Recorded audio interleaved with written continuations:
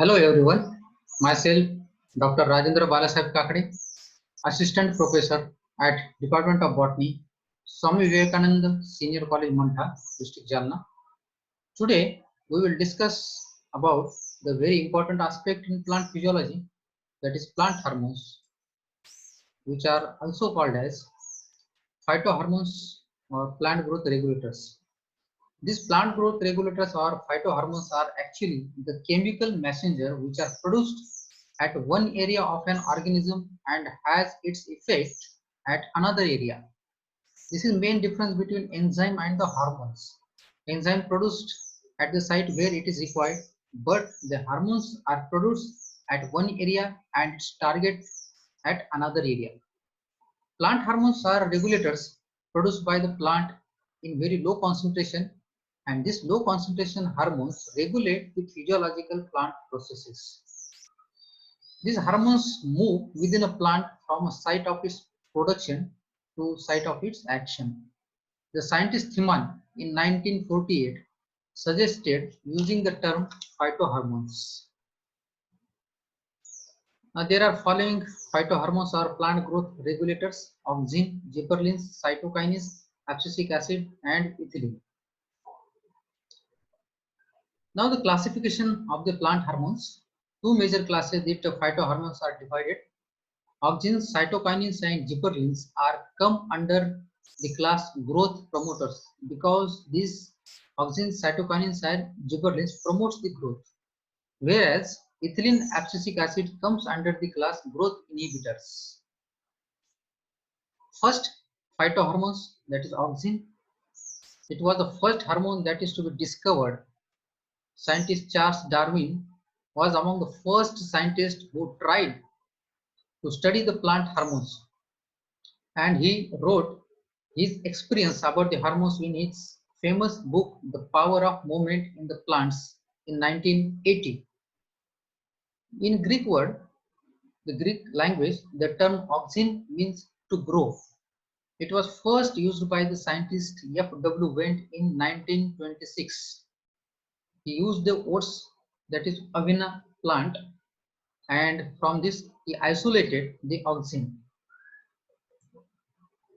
This is the famous experiment performed by the scientist F.W. Wendt. When Avena seedlings attain the height of 15 to 13 millimeter, at that time the tip of, this is a tip of 1 mm length was cut, and the tip was kept on the agar block. This is an agar block, and this tip contains the natural auxin. This tip was placed on the agar block for few hours. For few hours, this tip was kept on this agar block. During this period, the auxin diffuses out of the tip. From the tip, the auxin diffuses out into this agar block. Here we can see the pink color development into the agar block. Then auxin containing agar block was placed on one side of another coleoptile. This is another coleoptile. This coleoptile was decapitated, means its apical or tip portion was removed. That's why it is called as decapitated coleoptile. And from the center, this agar block was placed away from the center of this decapitated coleoptile. Then after some time, the auxin from the agar block diffuses down through the coleoptile, alongside to which the auxin block is placed. This is alongside. At this side, the agar block was placed. That's why auxin get diffuses into this coleoptile region. Within 1 hour, the coleoptile with auxin agar block bends on opposite side to the agar block. This is a position, or this is the side of the agar block where it was placed, and opposite to this agar block, the coleoptile get bent. Structure of auxin. This is simple structure of the auxin. All auxins are the compounds with an aromatic ring. This is an aromatic ring and a carboxylic acid group. The most important member of the auxin family is indole 3 acetic acid. In short, it is called as IAA, which generated the majority of auxin effects in intact plant. The auxin is derived from the amino acid tryptophan. Means tryptophan is a precursor of auxin. There are two types of auxin, natural auxin and synthetic auxin. Natural auxins that naturally occur into the plant. Some examples are given here. Indole acetic acid, indole propionic acid, indole butyric acid, and phenol acetic acid. Whereas the synthetic auxins are artificially prepared. Example are 2,4-dichlorophenoxyacetic acid. In short, it is called as 2,4-D. Then 2,4-5-trichlorophenoxyacetic acid, 2,4,5-T. Then naphthalene acetic acid, NAA. Then where these auxins occur into the plant body, mainly this auxin occur at the meristematic region, the region where the cells are continuous in division position. At this meristematic region, the auxins get occur. The center releases the auxin molecules, which are then distributed toward the root. From the meristematic region, the auxin evenly get distributed to the whole plant body. In this way, the plant can coordinate its size, the growth and development of different tissues based on the auxin concentration. Now, what are the functions of the auxin? Let's see its function. The first and most important function, that is apical dominance. The apical or terminal buds of most of the vascular plants are very active as compared to the lateral buds. If we remove these apical buds, that promote the growth of the lateral buds. Apical dominance is due to much higher auxin concentration or much higher auxin content in the apical buds than compared to the lateral buds. The scientists Skoog and Thiemann, here are the two scientists, Skoog and Thiemann, in the year 1934, first pointed out that the apical dominance might be due to the control of auxin produced at the terminal bud and which is transported downward through the stem to the lateral buds and hinder their growth.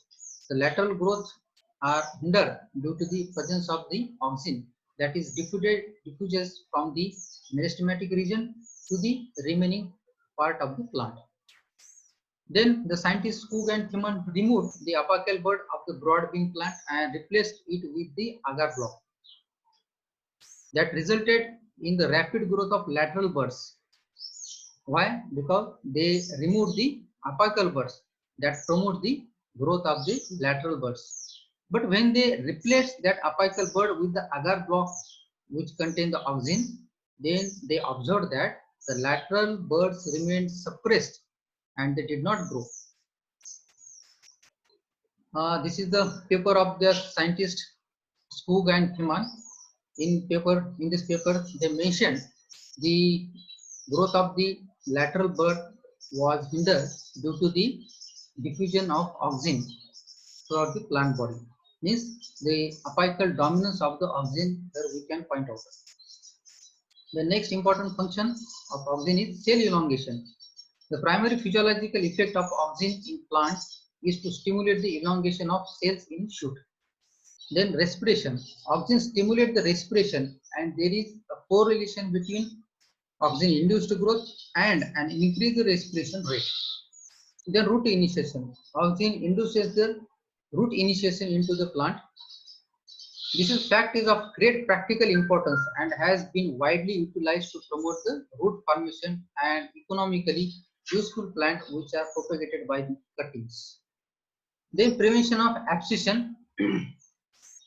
The natural auxin have controlling influence on the abscission of the leaves, fruits. Then callus formation. In many tissue culture experiment, when we add the auxin into the callus, into the system, then it promotes the callus formation. Then parthenocarpy. Parthenocarpy means the formation of the fruit without its fertilization. Auxin induces the parthenocarpic fruit formation. In such cases, the concentration of auxin in the ovaries has been found to be higher than the ovaries of the plant which produce the fruit only after fertilization. In parthenocarpic fruit, we can see the auxin concentration is much higher than the the fruit which is fertilized. Then phototropism. IAA and other oxygen influence the growth of stems toward the light and against the force of the gravity. Due to the presence of the oxygen, the plant can grow towards the light. This phenomenon is called as phototropism. Then application of oxygen into the agriculture.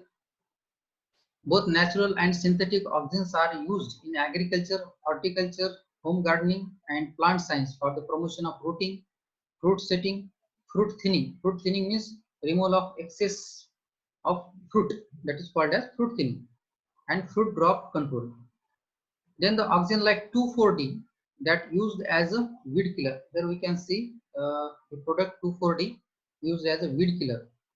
Then pre-treatment of the seeds with IAA is very effective in increase the percentage of germination and in the total yield of the crop plants. The next important hormone, that is gibberellins. It is first studied by the scientists, Japanese scientists Yabuta and Sumiki in the year 1938. Gibberellin actually is the group of the plant hormone that occurs in the seeds, young leaves and roots. The name is derived from the fungus called Gibberella fusciculae. That fungus causes the disease in the rice plant. The disease is called as foolish seedling. Out of 137 reported gibberellic acid or gibberellin, the major bioactive gibberellic acids that include GA1, GA3, GA4 and GA7 are derived from the basic diterpenoid carboxylic acid skeleton and commonly have C3 carboxylic group. Now let's see the function of the gibberellin. First function, that is the seed germination. Gibberellin allows the metabolic process to resume in dormant seed condition. As the embryo begins growing, it required more energy because the developing embryo required more energy to grow. At the time, embryo releases the gibberellic acid. Here we can see the gibberellic acid which is induced to secrete by the embryo. Then gibberellic acid is come to the alluron layer. This is the alluron layer present next to the seed coat. This is alluron layer. This alluron layer, later on acceptance of the gibberellic acid, there is a production of alpha amylase enzyme. This alpha amylase enzyme degrades whatever the content into the endosperm. Endosperm contains the starch, the lipid, then other organic molecules. This alpha amylase degrades the starch into the sugar molecule. Then the sugar is absorbed or taken up by this developing embryo. This all happened due to the presence or secretion of the gibberellic acid. Here in this figure we can see there is development of the polyptile and there is a seed germination we can observe here. Next important function, that is stem elongation. Gibberellin regulates their height due to internode elongation. At the cellular level, gibberellin leads to the encouragement in cell growth and elongation in the stem and between nodes. That is called as bolting phenomenon. Here we can see the Arabidopsis thaliana plant. This first A Arabidopsis thaliana plant is untreated and B plant is treated with that our hormone gibberellin. That gibberellin promoted the stem elongation. That's why the B plant is higher heighted as compared to the A plant. Then other function of gibberellins that induces the flowering, parthenocarpy, senescence, or the natural death of the leaves. That is called senescence. And other plant parts. Leaf expansion. Gibberellin also causes the leaf expansion, trichome development, then pollen maturation. Then application of gibberellin in agriculture. Gibberellin promotes the growth of dwarf peas and are involved in the bolting, that is elongation of the stem. Bolting of the rosette plants such as carrot. Gibberellic acid used for horticulture and home gardening. The minimum or minute application can transform the dwarf form into the normal form. Most widespread use is grape wine production to enlarge them. Gibberellin is used in stem elongation in sugarcane plant. It is used to facilitate the germination of seeds. It is also used on cucumber plants to produce the all male flowers. Application of gibberellins increases the number and size of the several fruits like grape, tomato and apple. The next important hormone, cytokinin. Scientist Gottlieb Haberland in year 1913 discovered that a compound found in phloem had the ability to stimulate the cell division, that hormone called cytokinin, or that compound called cytokinin. The kinetin was the first cytokinin isolated by scientist Miller in 1955. The first naturally occurring cytokinin was isolated from form in 1961 by scientist Miller, and that hormone laterally termed as a GAT. Form is GMS, and the hormones occur in the GMS named as a GAT. Then where the cytokinins occur into the plant? Cytokinin is generally found in higher concentration in meristematic region, the region where the cells have the capacity of continuous division and redivision. Then it is synthesized in the roots and translocated via the xylem to the shoot apex. It is also present in cambium and immature organ. Cytokinin is derived from the adenine. Adenine is a precursor of the hormone cytokinin. Then cytokinin move upward into the xylem and passes into the leaves and fruits, where they are required for normal growth and cell differentiation. Function of cytokinin. Cytokinin involved in performing cell division in plant roots or shoot system. Cytokinin promotes the cell growth, development, differentiation, leaf senescence, and axillary bud growth. They involved in the regulation of cell division. They interact with auxin in the controlling of apical dominance and lateral branching. In combination with the auxin, the cytokinins causes the apical dominance into the plant. Auxin retards the senescence of leaves and promotes the leaf greening. It stimulates morphogenesis in tissue culture. Cytokinins also stimulates leaf expansion that resulting from cell enlargement. Here we can see the A plant is intact plant, means axillary buds are also present as well as apical bud is also present. Due to presence of this apical bud, axillary buds are not well developed. But when we remove this apical bud, the axillary buds are get formed. These axillary buds are get formed. This is a synergistic effect of cytokinins and auxin. Cytokinin in agriculture, application of cytokinin in agriculture actually. It helps in promoting the cell division and growth of the plant.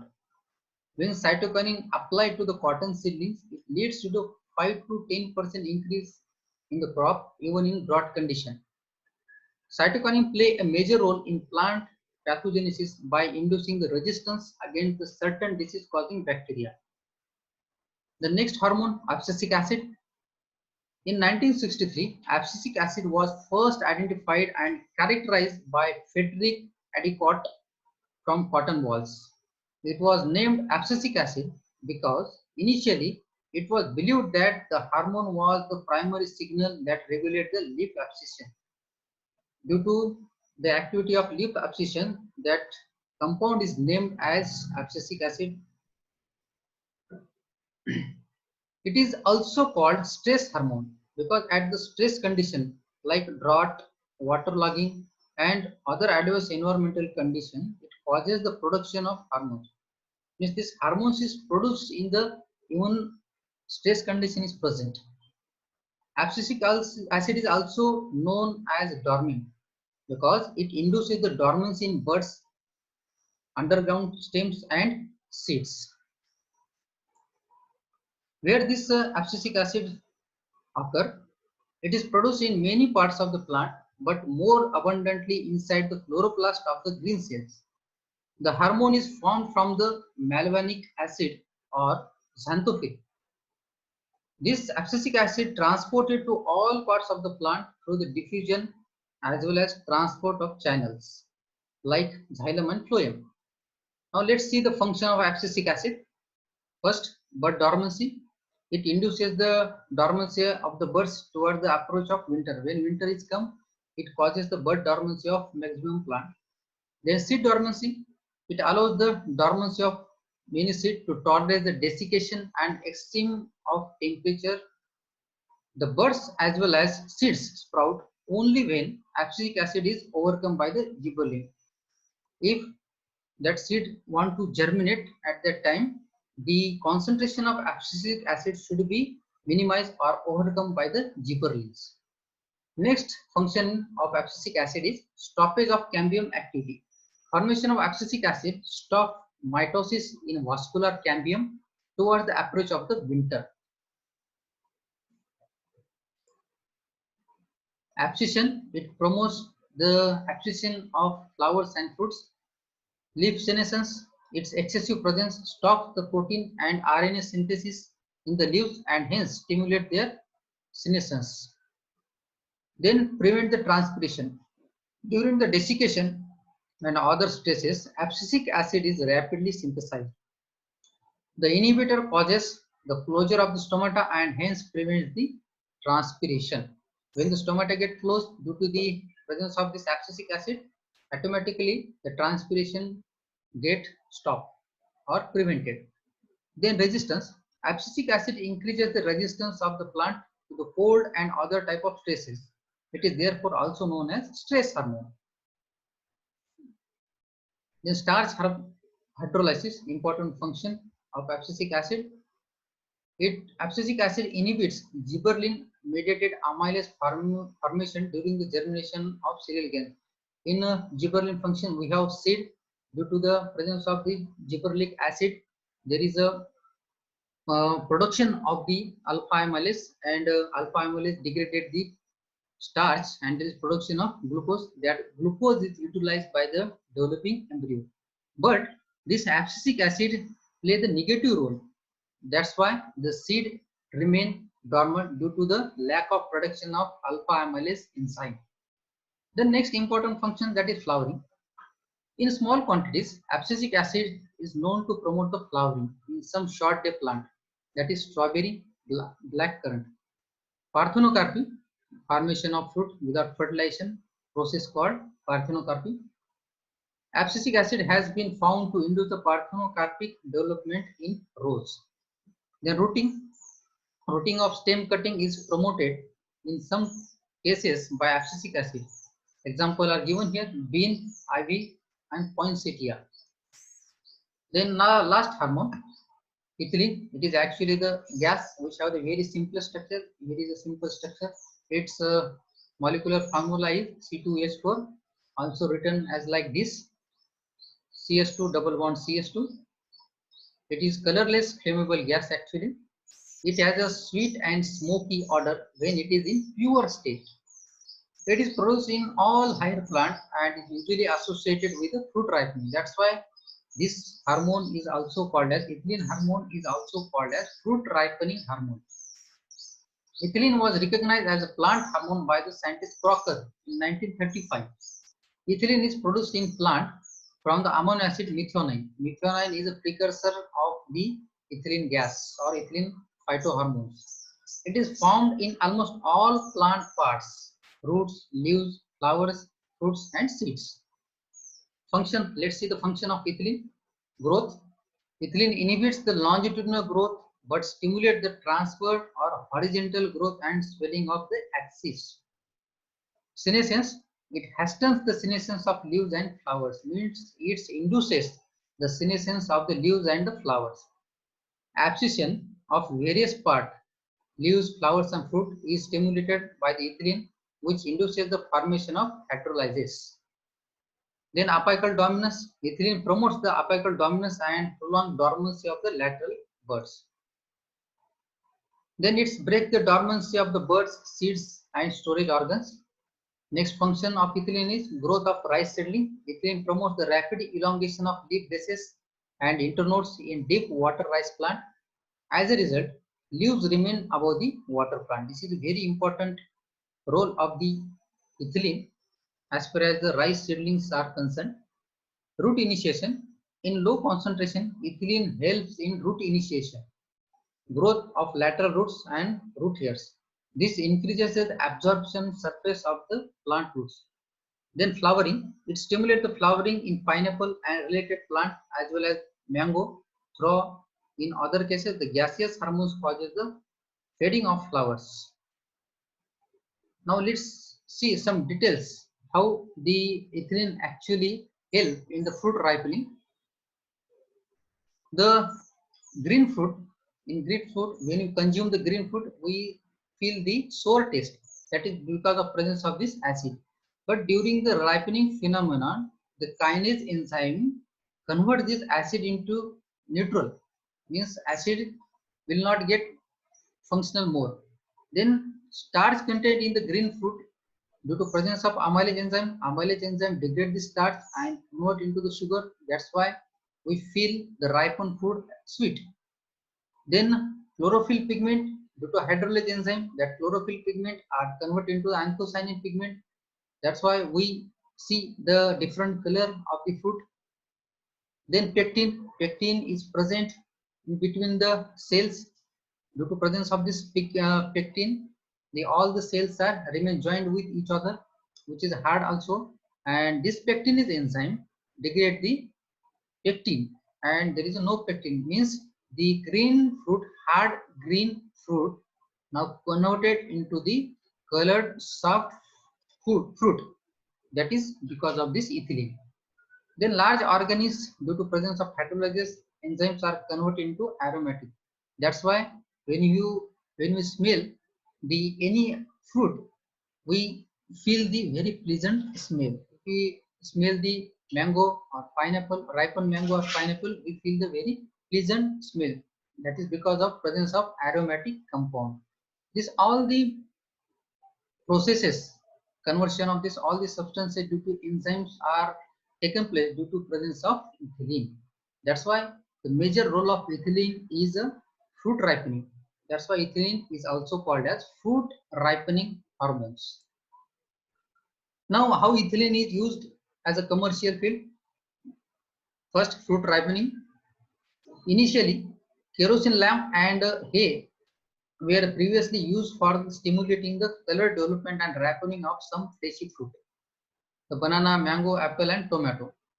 But in latter cases, or when people come to know the effect of ethylene, then ethylene lamps were started to use to achieve this purpose. That means fruit ripening. Then next important use or commercial use of ethylene in commercial field is that feminizing effect. Feminizing effect. External supply of very small quantity of ethylene increases the number of female flowers and hence fruit in cucumber. The next function is, next important commercial role of ethylene is sprouting of storage organs. Rhizome, corms, tubers, seeds, and other storage organs can be made to sprout early by exposing them to the ethylene. Thinning. Excess of flowers and young fruits are thinned with the help of the ethylene. Example, cotton, cherry, and walnut. It allows the better growth of remaining fruit. Means there is excess growth of the number of fruit. When you observe the excess growth of number of fruit on the plant, then we can use this ethylene hormones to get minimum number of this fruit. Whatever the fruit remain after the application of this ethylene, that fruit will be well grown. Then let's see the summary of all the growth hormones and their function. Germination. Let's see first the seed germination. Except gibberellin, all the hormones are not promoted the seed germination. As far as the growth to the maturity is concerned, the ethylene and abscisic acid play the negative role for the growth and maturity. Then flowering, except abscisic acid, all the remaining hormones promote the flowering. Gibberellin, auxin, cytokinin, ethylene promotes the flowering. Then fruit ripening. Except the abscisic acid, all the hormones promote the fruit ripening. Then abscission. Gibberellin, auxin and cytokinins does not promote the abscission, means they prevent the abscission of fruit, leaf, but ethylene and abscisic acid promotes the abscission. Then seed dormancy. Gibberellin, auxin, cytokinins does not promote the seed dormancy. Sorry, these hormones does not promote the seed dormancy, but abscisic acid promotes the seed dormancy. Thank you for your kind attention. Please do like and subscribe my YouTube channel, that is Dr. Rajendra Kakade.